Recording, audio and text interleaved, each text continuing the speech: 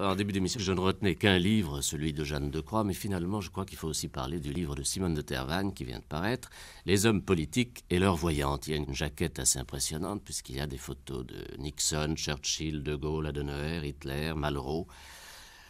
Je ne sais pas si c'est pour faire mieux vendre le livre qu'il y a tous ces portraits ou si cela correspond à une réalité. Je pense que oui, tout de même. Cela correspond absolument à une réalité, avec des preuves à l'appui, et c'est d'ailleurs grâce à André Malraux que j'ai eu l'idée d'écrire cet ouvrage, parce qu'il m'avait envoyé une lettre très aimable à la suite de mon ouvrage précédent, Une voyante à l'Élysée, pour me remercier de cet envoi, et alors j'ai voulu l'interviewer.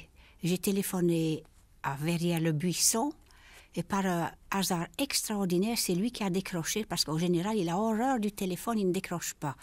Et il m'a dit, malheureusement, son état de santé ne lui permettait pas de me recevoir, mais il m'a dit, si vous avez des questions à me poser par téléphone, allez-y. Alors je lui ai demandé son opinion sur la clairvoyance et s'il y croyait.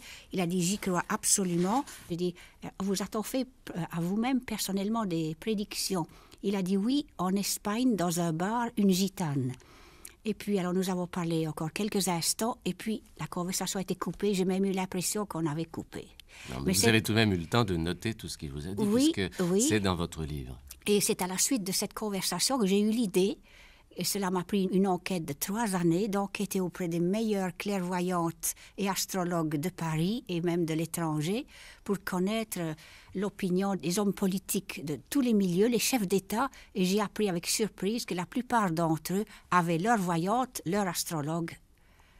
Et donc j'ai eu des détails, des documents extraordinaires. Je voudrais vous demander rapidement si c'est possible de donner des exemples de voyance particulièrement impressionnants, Anne-Chris.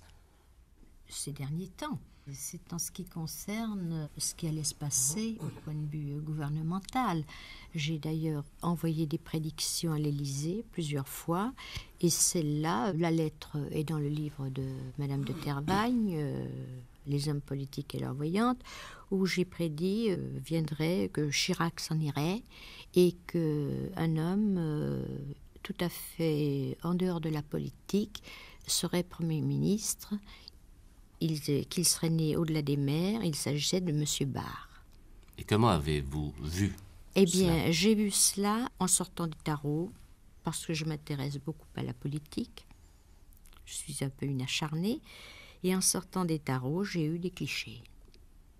Et j'ai vu un homme qui n'était pas du tout du milieu politique et qui n'était pas né en France. Françoise Aubin. Moi, je vais vous donner l'exemple du baron Ampin, par exemple. Quand il a disparu, un ami journaliste m'a demandé de lui montrer ce que c'était la voyance. Et il ne m'inspirait pas parce que je ne sentais rien pour lui. Alors j'ai pris la photo qui était sur Match et nous avons fait une voyance en un quart d'heure à peu près. Il lui a pris note et nous avons déposé cette voyance chez un huissier où elle se trouve toujours. Et j'ai décrit comment il était, qu'il avait mal dans les muscles. À la fin du mois, on le retrouverait. Il y avait 9 hommes. J'ai parlé des frontières. Enfin, j'ai décrit à peu près toute la scène. Et comment avez-vous vu Avec ça? des tarots. Avec des tarots oui, aussi. j'ai commencé. Je posais des tarots et au fur et à mesure, les clichés venaient. Madame Limousin-Lamotte, que pensez-vous de tout cela? Je suis avec beaucoup d'intérêt ce que viennent de dire ces dames, en particulier ce que vient de dire Madame Robin, car il me semble qu'à ce moment-là, il faut distinguer les deux choses. Vous avez fait de la télépathie et non pas de la voyance. Il est très difficile, je crois, de discerner ce qu'est télépathie Oui. et clairvoyance. Et encore, dans la clairvoyance, ce qu'on a l'habitude d'appeler voyance, qui peut se manifester de façon très différente.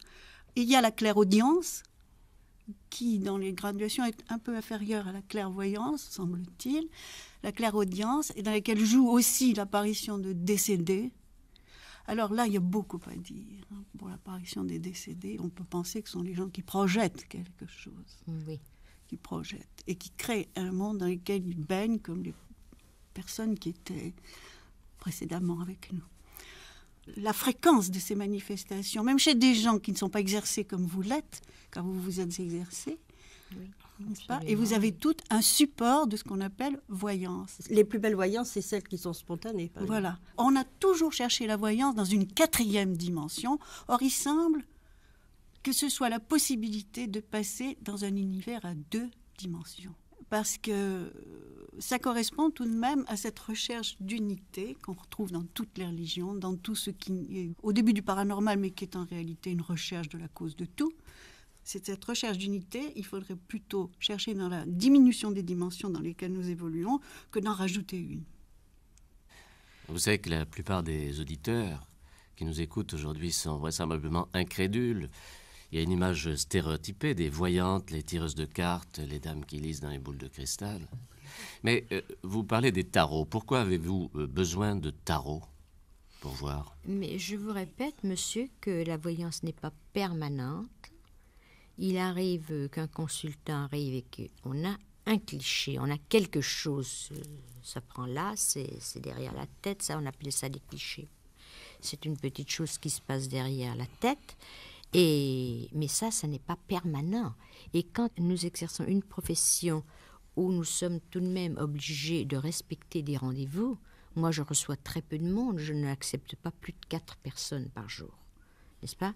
Et malgré 4 personnes, ça n'est pas permanent, je peux très bien être bloquée. Et alors, en ayant des tarots, ça éclaire ma lanterne et ça m'aide à voir. Et la voyance vient. Françoise Robin. Bon, alors moi je pense autre chose, mais je comprends, je suis tout à fait d'accord avec Anne-Chris, mais j'ai fait beaucoup de voyance spontanée, direct, bon, avant, quand j'étais beaucoup plus jeune. Et j'ai remarqué qu'il y avait beaucoup d'erreurs. Moi je le reconnais, j'avais 20 ans, je n'en faisais pas un métier, c'était à mes amis. Et justement, nous en revenant à la transmission, à la télépathie, je disais souvent aux gens ce qu'ils voulaient entendre. Oui, alors voilà, c'est pour ça, les tarots, c'est impossible. Et ça me canalise la voyance, oui. J'ai vu des cas de prédiction par un assez bon voyant qui semblait prédire des choses pour un temps déterminé, n'est-ce pas? Les choses ne se sont pas réalisées, mais j'ai su plus tard qu'elles étaient dans le désir de quelqu'un qui était au loin.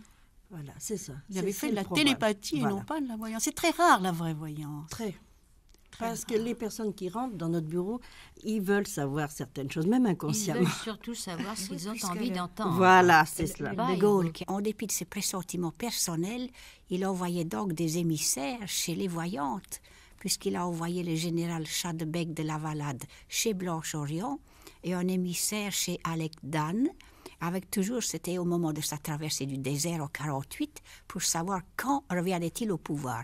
Il savait en lui-même qu'il reviendrait, mais il ne savait pas quand. Que ce soit le général de Gaulle ou la première personne que vous rencontrerez dans la rue, à un moment donné dans la vie, on passe toujours par une période d'angoisse qui est due à ce que nous projetons toujours notre vie d'après la logique, en puisant dans le passé des éléments, n'est-ce pas ? Mais ça ne correspond pas du tout, la petite logique humaine et limitée, à la réalité, si l'on peut dire, de l'être.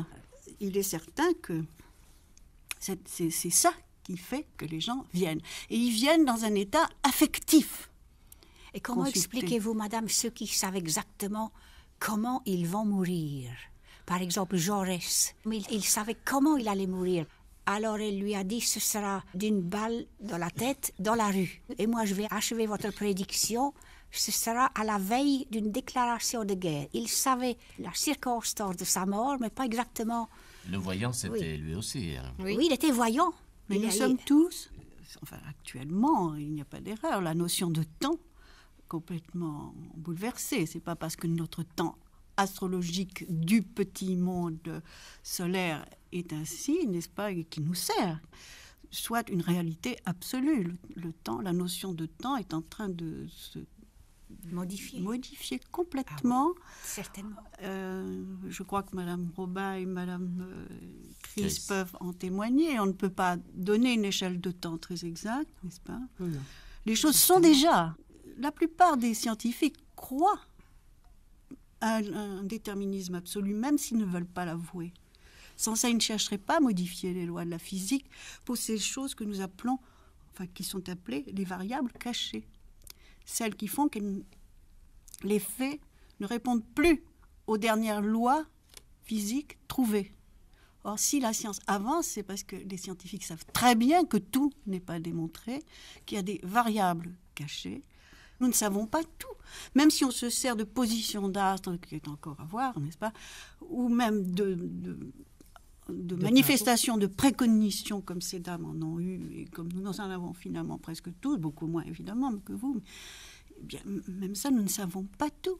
Alors on dit, oui, mais j'ai pu intervenir, j'ai dit telle chose. Mais la personne qui a dit est incluse dans le monde, de toute façon, Oui, et dans le destin de la personne, et dans l'évolution du monde. Donc elle n'est pas en dehors des lois. Elle est aussi, elle fait partie des lois. Mais par exemple, comment expliquez-vous, madame, que Hitler a guidé toute sa carrière par des astrologues? Non, ça, je regrette, mais je crois que vous avez été un peu trop loin là dans votre livre, madame.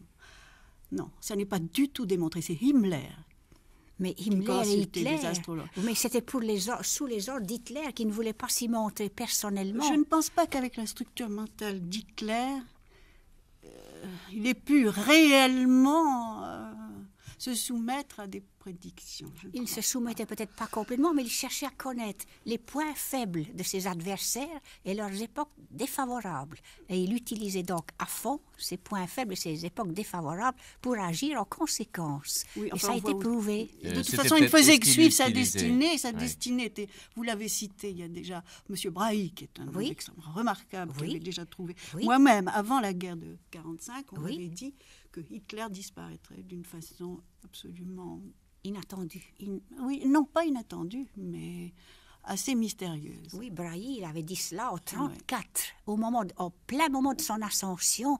Il avait décrit son ascension de 1933 à 1939, où il avait, d'après l'astrologie, que des périodes constructives et très favorables Oui, ça, pour c'est lui. facile à trouver en Et à astrologie, partir oui. de 1939 à 1944, il avait alors des mauvais aspects qui allaient se répéter. Oui, mais on ne pouvait pas dire qu'il mourrait. Personne ne prévoit la mort en astrologie, ça je vous le Pourtant, garantis. Il avait dit Non, qu'il non, aurait, madame. à la suite de complots, impossible. chute finale avec mort brutale du sujet. Pourquoi il c'est a écrit ça en impossible? 1934. C'est J'ai un le fait, c'est que la bouquin. plupart des astrologues que j'ai vus essayer de prédire les morts du pape en particulier sont Mais j'ai tous le cassés bouquin de la tête 1934 qu'on a là-dessus. retrouvé par des On voit un hasards. tournant dans la vie des gens, on peut dire que quelque chose va changer. Je me suis beaucoup occupée d'astrologie et j'ai une position tout à fait à part vis-à-vis des astrologues. Mais je peux vous garantir qu'on ne voit pas la mort des gens. On voit quelque chose qui se passe, mais on ne peut pas dire que c'est la mort. Et